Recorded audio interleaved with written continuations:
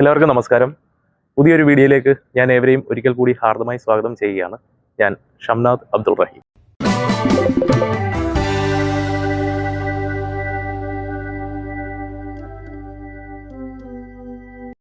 നമ്മളിപ്പോൾ ഒരു social media open ചെയ്ത് കഴിഞ്ഞാൽ അതിൽ ആദ്യം വരുന്ന ആ ഒരു അഡ്വർടൈസ്മെന്റ് എന്ന് പറയുന്നത് സോളാർ സിസ്റ്റത്തെ പറ്റിയായിരിക്കും. വർദ്ധിച്ചു വരുന്ന ഈ ഒരു വൈദ്യുതിയുടെ ആ ഒരു ബില്ലിനെ ബേസ് ചെയ്തിട്ടാണ് ഇപ്പോൾ ഈ ഒരു അഡ്വർടൈസ്മെന്റ് ഇങ്ങനെ കൂടി വരുന്നത്.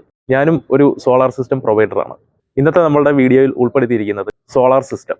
എന്താണ് സോളാർ സിസ്റ്റം, ആർക്കൊക്കെയാണ് ഇതിൻ്റെ ഉപയോഗം, എന്താണ് ഇതിൻ്റെ നേട്ടം എന്നുള്ളതാണ് നമ്മളുടെ ഇന്നത്തെ ഈ ഒരു ചെറിയ വീഡിയോയിൽ ഉൾപ്പെടുത്തിയിട്ടുള്ളത്. അപ്പോൾ നമുക്ക് വീഡിയോയിലേക്ക് കിടക്കാം. അപ്പോൾ ഇതിൽ ആദ്യം എന്ന് പറയുന്നത് എന്താണ് സോളാർ സിസ്റ്റം. ഇപ്പം എല്ലാവർക്കും ഇതിനെപ്പറ്റി ഡീറ്റെയിൽ ആയിട്ട് അറിയാം, പക്ഷേ ഇതിനെപ്പറ്റി അറിയാത്ത കുറച്ച് ആൾക്കാരെങ്കിലും നമ്മുടെ സമൂഹത്തിലുണ്ടാകും. അവർക്കൊരു അവയർനെസ്സിന് വേണ്ടിയിട്ടാണ് നമ്മൾ ഈ ഒരു വീഡിയോ ചെയ്യുന്നത്.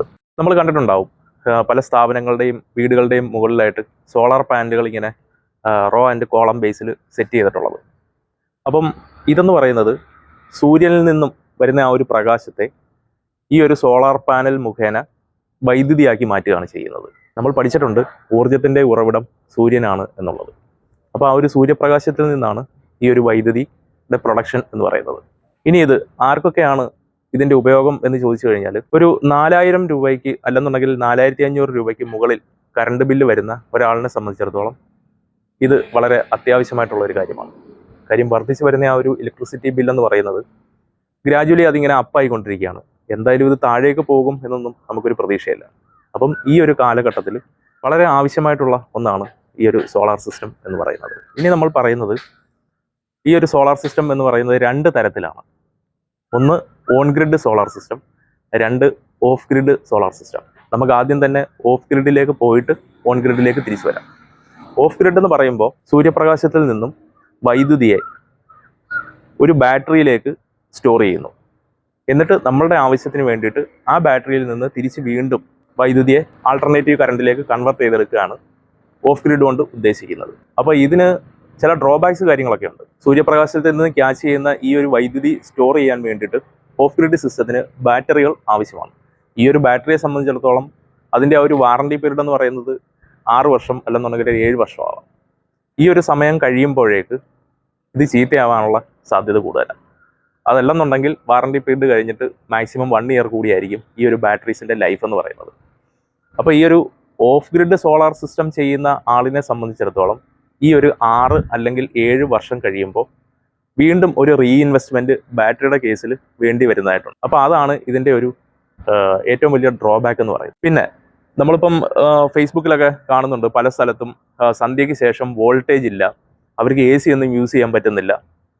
അങ്ങനെയൊക്കെയുള്ള സാഹചര്യങ്ങളിലുള്ള ആൾക്കാരെ സംബന്ധിച്ചിടത്തോളം ഈ ഓഫ് ഗ്രിഡ് സിസ്റ്റം വളരെ കൺവീനിയൻ്റ് ആണ്.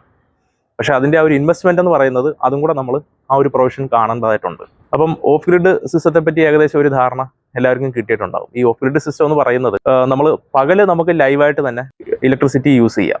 നൈറ്റ് ആകുമ്പോഴത്തേക്ക് അത് ചേഞ്ച് ഓവർ ആവും. ബാറ്ററിയിൽ നിന്നുമായിരിക്കും പിന്നെ നമുക്ക് നമ്മുടെ വീട്ടിലേക്ക് ആവശ്യമായിട്ടുള്ള വൈദ്യുതി ലഭിക്കുന്നത്. ഇനി നമുക്ക് ഓൺ ഗ്രിഡ് സിസ്റ്റത്തിലേക്ക് വരാം. ഓൺ ഗ്രിഡ് സിസ്റ്റം എന്ന് പറയുമ്പോൾ നമ്മളുടെ ബില്ലിനെ ബേസ് ചെയ്തിട്ട് എത്ര ആണോ നമ്മളുടെ എനർജി കൺസംഷൻ, അതിനെ ബേസ് ചെയ്തിട്ടാണ് എത്ര കിലോ വാട്ടിൻ്റെ സോളാർ സിസ്റ്റം നമ്മളുടെ വീടിന് അല്ലെന്നുണ്ടെങ്കിൽ നമ്മുടെ സ്ഥാപനത്തിന് ആവശ്യമുണ്ട് എന്ന് നാം മനസ്സിലാക്കുന്നു. ഏറ്റവും കുറഞ്ഞത് ഒരു വീടിന് 3 kV എന്ന് നമ്മൾ പറയും എങ്കിലും ആവശ്യമാണ്. പിന്നെ അടുത്തത് 5, 7, 8, 10 ഇങ്ങനെ ആ ഒരു കാറ്റഗറിയിലാണ് അത് പോയിക്കൊണ്ടിരിക്കുന്നത്. അപ്പോൾ നമ്മുടെ ആവശ്യകത അനുസരിച്ചിട്ട് നമ്മൾ എത്ര കിലോ വാട്ട് വേണം എന്നുള്ളത് തിരഞ്ഞെടുക്കുക. ഓൺ ഗ്രിഡ് സിസ്റ്റത്തിൻ്റെ ഏറ്റവും വലിയൊരു പ്രത്യേകതയും ഒരു ബെനിഫിറ്റും എന്ന് പറയുന്നത് നമ്മൾക്ക് ആവശ്യമായിട്ടുള്ള കറണ്ട് എടുത്തതിന് ശേഷം ബാക്കി വരുന്ന യൂണിറ്റ് KSEBക്ക് നമുക്ക് സെയിൽ ചെയ്യാൻ പറ്റും. അതാണ് ഇതിൻ്റെ ഏറ്റവും വലിയൊരു ഗുണം എന്ന് പറയുന്നത്. ഇതിൻ്റെ ഒരു ന്യൂനത എന്ന് പറയുന്നത് കറണ്ട് പോകുന്ന സമയത്ത് ബാക്കപ്പ് ഉണ്ടാവില്ല, മൊത്തത്തിൽ ലൈൻ പോകും. അപ്പോൾ അതിന് നമ്മൾ ചെയ്യേണ്ടത് നമ്മുടെ വീട്ടിലെ ഇൻവെർട്ടർ കരുതുന്ന പോലെ ഒരു ചെറിയ ഇൻവെർട്ടർ നമ്മൾ കീപ്പ് ചെയ്യുക എന്നുള്ളതേ ഉള്ളൂ. കറണ്ട് പോകുന്ന സമയത്ത് ഇൻവെർട്ടർ യൂസ് ചെയ്യാം, കറണ്ട് വരുമ്പോൾ സോളാർ സിസ്റ്റത്തിലേക്ക് അത് ഫംഗ്ഷൻ ചെയ്യുകയും ചെയ്യുന്നു. അപ്പം ഓൺ ഗ്രിഡിനെ പറ്റിയും ഏകദേശം ഒരു ധാരണയായിട്ടുണ്ടാവും. ഇപ്പോൾ നമ്മൾ 3.3 kV ആണ് ഒരു വീട്ടിൽ ഫിക്സ് ചെയ്യുന്നുണ്ടെങ്കിൽ നമുക്കൊരു ആവറേജ് കാൽക്കുലേഷൻ ഒരു ദിവസം 12 യൂണിറ്റ് വരെ യൂസ് ചെയ്യാവുന്നതാണ്. ഇപ്പോൾ അതിൽ ആ വീട്ടിൽ 8 യൂണിറ്റേ ഉപയോഗിക്കുന്നുള്ളൂ എങ്കിൽ തീർച്ചയായും നമുക്ക് ആ 4 യൂണിറ്റ് KSEBക്ക് സെയിൽ ചെയ്യാം. KSEBയിൽ നിന്ന് ഇങ്ങോട്ട് പൈസ ആയിട്ട് കിട്ടും എന്നുള്ളതല്ല അതിൻ്റെ ആ ഒരു കാൽക്കുലേഷൻ എന്ന് പറയുന്നത്. നമ്മളുടെ പേയബിളും റിസീവബിളും KSEBിയിൽ നിന്നുള്ള റിസീവബിളും വെച്ചിട്ട് കാൽക്കുലേറ്റ് ചെയ്തിട്ടാണ് ബില്ല് അഡ്ജസ്റ്റ് ആയി പോകുന്നത്. അപ്പോൾ സോളാർ വെച്ച് കഴിഞ്ഞാൽ ബില്ല് വരുന്നത് മന്ത്ലി ആണ്. അപ്പോൾ അതൊരു ഫിക്സഡ് ചാർജ്, ഒരു വളരെ ചെറിയ എമൗണ്ട് മാത്രമേ നമ്മൾ പേ ചെയ്യേണ്ടതായിട്ടുള്ളൂ. നമ്മളിപ്പോൾ നോർമൽ ഡേയിൽ ഒരു 8 യൂണിറ്റ് ആ പറഞ്ഞതുപോലെ നമ്മൾ ഉപയോഗിച്ചിട്ട് ബാക്കി 4 യൂണിറ്റ് നമ്മൾ KSEBിക്ക് സെയിൽ ചെയ്യുകയാണെന്ന് വിചാരിക്കുക. ഇത് ദിവസങ്ങൾ, ആഴ്ചകൾ, മാസം എല്ലാം ഇങ്ങനെ ഈ ഒരു സീക്വൻസിൽ കടന്നു പോയിക്കൊണ്ടിരിക്കുകയാണ്. അപ്പോൾ നമ്മൾ ഏതെങ്കിലും ഒരു സന്ദർഭത്തിൽ നമുക്ക് കുറച്ച് കൂടുതൽ വൈദ്യുതി ഉപയോഗിക്കേണ്ടതായിട്ട് വന്നു കഴിഞ്ഞാൽ നമ്മളുടെ ഈ സെയിൽ ചെയ്ത വൈദ്യുതിയെ റിസീവബിൾ പാർട്ടിൽ ഉൾപ്പെടുത്തിക്കൊണ്ട് അത് നമ്മളുടെ ബില്ലിൽ അഡ്ജസ്റ്റ് ആയി പോകുന്നതാണ്. കാര്യങ്ങൾ സിമ്പിളാണ്. 5 കിലോവാട്ടാണ് നമ്മൾ വെക്കാൻ പ്ലാൻ ചെയ്യുന്നതെങ്കിൽ ഒരു ദിവസം നമുക്ക് ആവറേജ് 20 യൂണിറ്റ്. ഈ 20 എന്ന് പറയുന്നത് അല്ലെന്നുണ്ടെങ്കിൽ നമ്മൾ നേരത്തെ 3 കിലോവാട്ടിൽ പറഞ്ഞിട്ടുള്ള 12 എന്ന് പറയുന്നത് ഒരിക്കലും ഫിക്സഡ് അല്ല. കാര്യം ഇതിൽ പ്ലസ് ഓർ മൈനസ് വേരിയേഷൻ ഉണ്ടാവും. നമ്മൾ എപ്പോഴും കാൽക്കുലേഷൻ എടുക്കുന്നത് ആവറേജ് ബേസിലായിരിക്കും. ഇപ്പോൾ നല്ല ഡേ ലൈറ്റ് ഉള്ള സമയത്ത് നമുക്ക് കൂടുതൽ പ്രൊഡക്ഷൻ ഉണ്ട്, ഡേ ലൈറ്റ് ഇല്ലാത്ത സമയത്ത് പ്രൊഡക്ഷൻ കുറവായിരിക്കും. അപ്പോൾ ഇത് തമ്മിലുള്ള ഒരു ആവറേജ് കാൽക്കുലേറ്റ് ചെയ്യുമ്പോൾ ഒരു വർഷത്തിൽ നമ്മൾ ഡിവൈഡ് ചെയ്യുന്നതിനെ ബേസ് ചെയ്തിട്ടാണ് ഈ യൂണിറ്റിൻ്റെ ഒരു കാൽക്കുലേഷൻ വന്നിട്ടുള്ളത്. അപ്പോൾ ഇത്രയാണ് ഇതിൻ്റെ ഒരു ബ്രീഫ് എന്ന് പറയുന്നത്. ഇനി നമ്മൾ സബ്സിഡിയുടെ ഒരു പാർട്ടിലേക്ക് വന്നു കഴിഞ്ഞാൽ, നേരത്തെ സോളാറിനെ സംബന്ധിച്ചിടത്തോളം സബ്സിഡി കുറവായിരുന്നു. ഇപ്പോൾ 3 കിലോവാട്ട് മുതൽ 10 കിലോവാട്ട് വരെ 78,000 ആണ് നമുക്ക് MNRE സബ്സിഡി കിട്ടുന്നത്.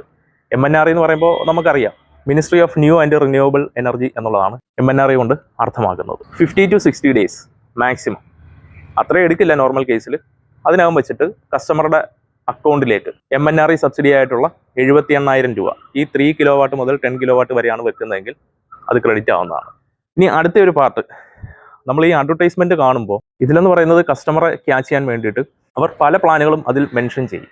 1,17,000 രൂപയ്ക്ക് 3 കിലോവാട്ട് എന്ന് കാണുമ്പോൾ നമ്മളെന്താ വിചാരിക്കുക, ആ ഒരു എമൗണ്ടിന് ഇതിൻ്റെ എൻഡ് ടു എൻഡ് കംപ്ലീഷൻ നടക്കുമെന്നും അതിൽ നിന്നും സബ്സിഡി ലഭിക്കുമെന്നും ഒക്കെ നമ്മൾ വിചാരിക്കും. പക്ഷേ അതിനകത്ത് ഒരുപാട് കാര്യങ്ങളുണ്ട്. കാര്യം ഈ വർക്ക് കിട്ടാൻ വേണ്ടിയിട്ട് പല പ്രൊവൈഡേഴ്സും ഇതിനകത്ത് പല കാര്യങ്ങളും ഹൈഡ് ചെയ്യും. അപ്പം നമ്മൾ ആസ് എ കസ്റ്റമർ എന്നുള്ള രീതിയിൽ നമ്മൾ അതിനെപ്പറ്റി ഡീറ്റെയിൽ ആയിട്ട് സ്റ്റഡി ചെയ്യുക. എപ്പോഴും നമുക്ക് കൊട്ടേഷൻ എടുക്കുമ്പോൾ പാരലായിട്ട് പ്രപ്പോസൽസുകൾ നമ്മൾ കീപ്പ് ചെയ്യുക.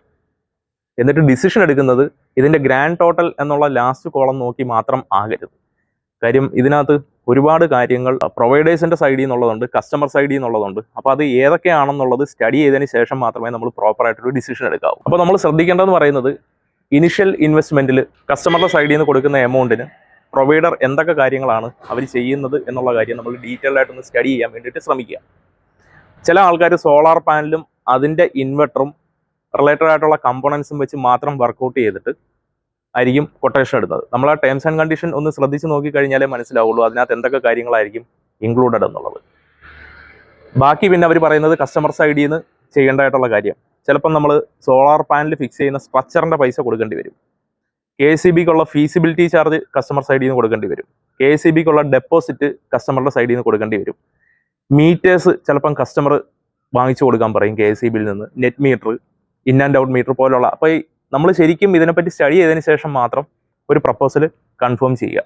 അല്ലാത്ത പക്ഷം ഇതിൻ്റെ ആ ഒരു സെറ്റിൽമെൻറ്റ് ടൈമിൽ കസ്റ്റമറുടെ സൈഡിൽ നിന്നാണെങ്കിലും പ്രൊവൈഡേഴ്സിൻ്റെ സൈഡിൽ നിന്നാണെങ്കിലും ചിലപ്പം അങ്ങോട്ടും ഇങ്ങോട്ടും ഒക്കെ എന്തെങ്കിലും വിഷയങ്ങൾ ഉണ്ടാകാനുള്ള ചാൻസ് ഉണ്ട്. അപ്പോൾ എപ്പോഴും നമ്മൾ ഡീറ്റെയിൽ ആയിട്ട് സ്റ്റഡി ചെയ്യുക. ഇനി എന്നെ സംബന്ധിച്ചിടത്തോളം ഞാനൊരു പ്രപ്പോസൽ കൊടുക്കുമ്പോൾ അതിൽ എൻഡ് ടു എൻഡ് മാർക്ക് ചെയ്തിട്ടാണ് ഞാൻ കസ്റ്റമർക്ക് കൊടുക്കുന്നത്. ആദ്യം ഞാൻ സ്റ്റഡി ചെയ്യുന്നത് ഫ്ലാറ്റ് റൂഫ് ആണോ സ്ലോപ്പ് റൂഫ് ആണോ എന്നുള്ളത് മാത്രമേ ഉള്ളൂ. കാര്യം സ്ട്രക്ചറൽ പാർട്ടിൽ വരുമ്പോൾ മൈന്യൂട്ട് ഡിഫറൻസ് ആ ഒരു കാര്യത്തിലുണ്ടാവാം. ബാക്കിയെല്ലാം ഓൾമോസ്റ്റ് സെയിം തന്നെയാണ്. കസ്റ്റമറുടെ കയ്യിൽ നിന്ന് പിന്നീട് നമ്മൾ അഡീഷണൽ ആയിട്ടൊന്നും വാങ്ങുന്നുമില്ല, തിരിച്ച് അവർക്കാണ് കിട്ടുന്നത്. അപ്പം നമ്മളുടെ സ്ഥാപനത്തെ സംബന്ധിച്ചിടത്തോളം നമ്മളൊരു പ്രപ്പോസൽ ഒരു കസ്റ്റമർക്ക് കൊടുക്കുമ്പോൾ സോളാർ പാനൽ, സ്ട്രക്ചർ, അതിൻ്റെ റിലേറ്റഡ് ആയിട്ടുള്ള കമ്പോണൻസ്, ഇൻവെർട്ടർ, കേബിളിംഗ് പാർട്ട്, KSEBിയിൽ നമ്മൾ ഫസ്റ്റ് പേ ചെയ്യുന്ന ഫീസിബിലിറ്റി, ഡെപ്പോസിറ്റ്, നമ്മളുടെ installation, implementation, commissioning, labour, end to end ചാർജാണ് നമ്മളുടെ പ്രപ്പോസലിൽ കാണിക്കുന്നത്. കാര്യം പിന്നീട് അതിനകത്തൊരു കോൺഫ്ലിക്റ്റ് ഉണ്ടാവാതിരിക്കാൻ വേണ്ടിയിട്ടാണ് നമ്മളങ്ങനെ ചെയ്യുന്നത്. പിന്നെ നമ്മൾ കൊടുക്കുന്ന ഡെപ്പോസിറ്റ് ചാർജും നമുക്ക് KSEBിയിൽ നിന്ന് തിരിച്ചു കിട്ടും. അപ്പോൾ ഇതാണ് നമ്മളുടെ പ്രപ്പോസലിൻ്റെ ആ ഒരു ലെവലെന്ന് പറയുന്നത്. അപ്പം ഇത് എല്ലാവരെ സംബന്ധിച്ചിടത്തോളം ഇതറിയില്ല. നമ്മൾ അഡ്വർടൈസ്മെൻറ്റ് കണ്ടിട്ട് ആദ്യം തന്നെ ചാടി അങ്ങ് വീഴും. അപ്പം ഈ ഒരു കാര്യങ്ങളൊക്കെ ഡീറ്റെയിൽ ആയിട്ടൊന്ന് ശ്രദ്ധിക്കാൻ വേണ്ടിയിട്ട് ശ്രമിക്കുക. ഇനിയിപ്പോൾ നമുക്ക് സോളാർ സിസ്റ്റം വെക്കാനുള്ള പ്ലാൻ ഉണ്ട്. അപ്പോൾ അതിൻ്റെ രജിസ്ട്രേഷന് വേണ്ടിയിട്ട് എന്തൊക്കെ ഡോക്യുമെൻറ്റ്സ് ആണ് നമുക്ക് വേണ്ടത് എന്നുള്ളത് നോക്കാം. ആധാർ കാർഡിൻ്റെ copy, latest current bill, building ടാക്സിൻ്റെ റെസിപ്റ്റിൻ്റെ കോപ്പി, ബാങ്ക് പാസ്ബുക്കിൻ്റെ ഫ്രണ്ട് പേജ് കോപ്പി, ഇത്രയും കാര്യങ്ങൾ മാത്രം മതി. ഇതെല്ലാം ഒരേ പേരിൽ തന്നെ ഉള്ളതാണ് എന്നുള്ളത് ഉറപ്പുവരുത്തുക, അത്രമാത്രം. ബാക്കി എല്ലാ പ്രൊസീജിയേഴ്സും കാര്യങ്ങളും നമ്മളുടെ സൈഡിൽ നിന്ന് തന്നെയാണ് ചെയ്യുന്നത്. കസ്റ്റമർ ഡോക്യുമെന്റ് സൈൻ ചെയ്ത് തന്നാൽ മാത്രം മതി. അപ്പോൾ നമ്മളുടെ ഇന്നത്തെ ഈ ഒരു വീഡിയോ എല്ലാവർക്കും ഇഷ്ടപ്പെട്ട് കാണും എന്ന് കരുതുന്നു. നിങ്ങൾക്ക് ഇഷ്ടപ്പെട്ടിട്ടുണ്ടെങ്കിൽ തീർച്ചയായും ലൈക്ക് ചെയ്യുക, കമൻറ്റ് ചെയ്യുക, ഷെയർ ചെയ്യുക. ഇതുവരെ സബ്സ്ക്രൈബ് ചെയ്തിട്ടില്ലെങ്കിൽ സബ്സ്ക്രൈബ് ചെയ്യുക, ഒപ്പം ബെല്ലൈക്കൺ കൂടി എനേബിൾ ചെയ്യുക. വീണ്ടും ഒരു പുതിയ വീഡിയോയുമായി വരുന്നത് വരെ ഷംനാദ് അബ്ദുൾ റഹീം സൈനിങ് ഓഫ്.